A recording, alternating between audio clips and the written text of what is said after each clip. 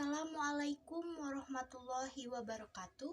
Sampurasun, wilujeng enjing mitra sadaya tepang deui sareng simkuring pun Risma dina program Warta Sunda TV.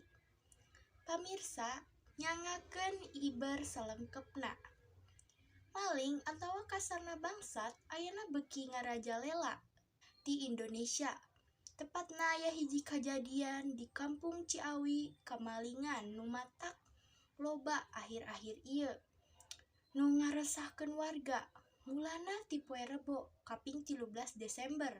Palaku maling kapanggih nya diamankeun ku warga satempat. RT sareng RW satuju bade ngayakeun ngaronda guna ngajagi meh teu kamalingan deui. Sareng RT RW setempat setuju meh warga henteu kamalingan deui.